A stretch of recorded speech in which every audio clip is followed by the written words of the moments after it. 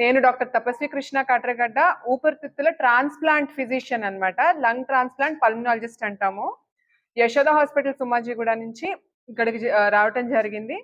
మేము Yashoda hospital సోమాజిగూడలో last 1 year నుంచి lung transplantation అనేది స్టార్ట్ చేశామన్నమాట.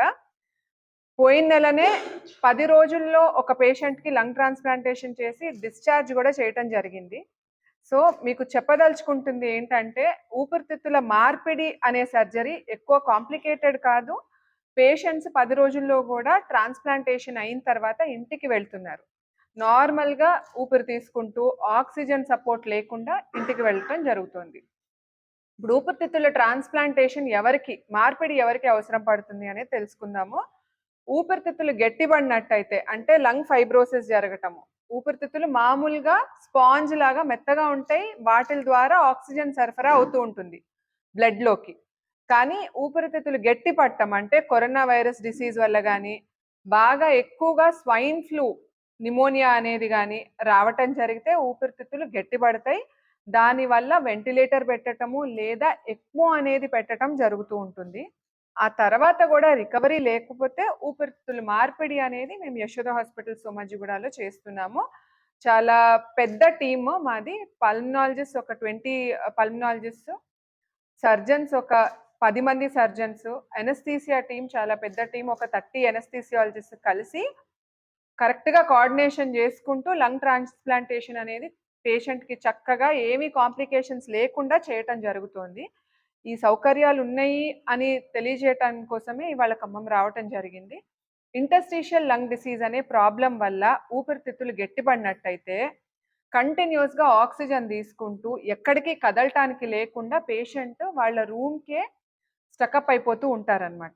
సో ఈ ఆక్సిజన్ తరచుగా వాడటము 2 ఏళ్ళు 3 ఏళ్ళు వాడి ముందు మందులు వాడినా సరే ఆక్సిజన్ రిక్వైర్మెంట్ తగ్గట్లేదు, ఊపిరితిత్తులు రికవర్ అవ్వట్లేదు. ఇట్లాంటి పరిస్థితుల్లో ట్రాన్స్ప్లాంట్ పల్మనాలజిస్ట్ని ఖచ్చితంగా కలిసి నెక్స్ట్ ట్రీట్మెంట్ ఏంటి, మనకి మెడికల్ మేనేజ్మెంట్తో లేదంటే పల్మనరీ రీహాబిలిటేషన్ అంటే ఎక్సర్సైజెస్తో లేదా రీజనరేటివ్ మెడిసిన్ ట్రీట్మెంట్తో, ఇవన్నీ కాకపోతే నెక్స్ట్ లంగ్ ట్రాన్స్ప్లాంటేషన్తో ఎలాగ బాగా హెల్త్ని ఇంప్రూవ్ చేసుకోవచ్చు అనేది తెలుసుకుంటానికి కంపల్సరీ ట్రాన్స్ప్లాంట్ పల్మనాలజిస్ట్ని కలిసినట్టయితే ఇంటర్స్టిషియల్ లంగ్ డిసీజ్ ఉన్నవారు లేదంటే COPD chronic obstructive pulmonary disease అంటామన్నమాట. ఎప్పుడైనా స్మోకింగ్ బాగా ఎక్కువగా చేసేసి 15 to 20 ఇయర్స్ ససెప్టబిలిటీ ఉన్న వారిలో సిఓపిడి ప్రాబ్లం వస్తుంది. స్మోకింగ్ చేసిన వారిలో వీరు చాలామంది లంగ్ ట్రాన్స్ప్లాంట్కి ఎలిజిబిలిటీ ఉంటుంది, కానీ స్మోకింగ్ చేశాము అనే ఒక గిల్ట్తో డాక్టర్ని అప్రోచ్ అవ్వకపోవటము, లేదంటే ఆక్సిజన్ డాక్టర్ గారు చెప్పినా సరే తీసుకోకపోవటం వల్ల ఇంకా కూడా హెల్త్ క్షీణించిపోయి వారు బెడ్ రిడన్ అవుతారనమాట. So chronic obstructive pulmonary disease ఉన్నట్లయితే కూడా నెక్స్ట్ ఆప్షన్స్ ఉంటాయి, నార్మల్ లైఫ్ లీడ్ చేసే ఆప్షన్స్ ఉంటాయి. సో ఐఎల్డి, సిఓపిడి ఈ 2 జబ్బులు కాకుండా ఈ మధ్య కాలంలో చూస్తూనే ఉంటారు, టీబీ అనేది చాలా ఎక్కువగా పేషెంట్స్కి వచ్చిపోతా ఉంది. కొంతమందికి 45 ఏళ్ళు 50 ఏళ్ళ వారికి 2 సార్లు కూడా టీబీ అటాక్ అవటం చూస్తూ ఉంటాం. ఇట్లా 2-3 సార్లు టీబీ అటాక్ అయినప్పుడు ఊపిరితిత్తులు బాగా చెడిపోయి అంటే మచ్చలు పడిపోయి వారు కూడా ఆక్సిజన్ డిపెండెంట్ అవుతూ ఉంటారు.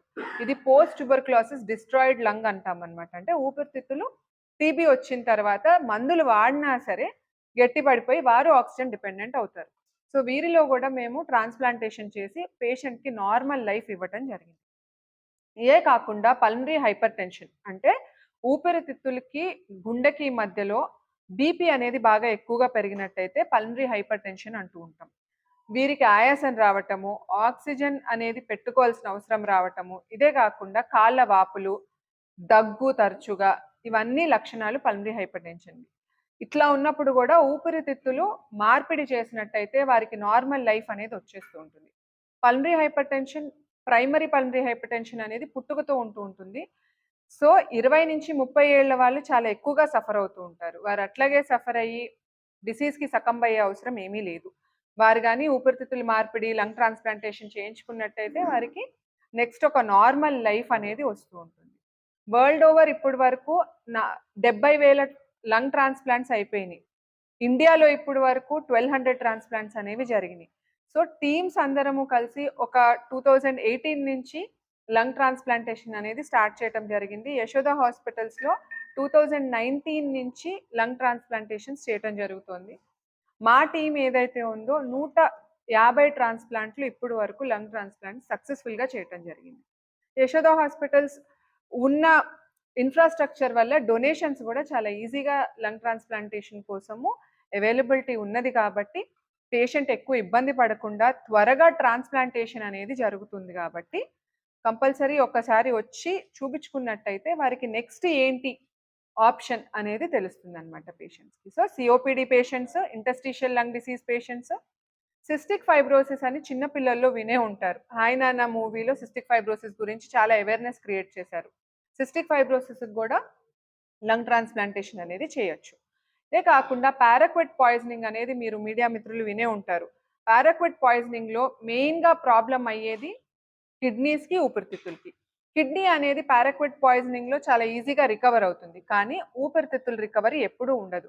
ఎందుకంటే ఊపిరితిత్తుల్లో పారాక్విట్ అనే మందు ఇరుక్కుపోయి ఉంటుంది. ఫైబ్రోసిస్‌ని ఎక్కువ చేస్తూనే ఉంటుంది కాబట్టి ఊపిరితిత్తుల మార్పిడి ఒక్కటే పారాక్విట్ పాయిజనింగ్‌కి ట్రీట్మెంట్ అన్నట్టుగా మనం తెలుసుకోవచ్చు. సో, పారాక్విట్ పాయిజనింగ్ ఉన్న వాళ్ళకి గూడా లంగ్ ట్రాన్స్‌ప్లాంటేషన్ చేయటం జరిగింది.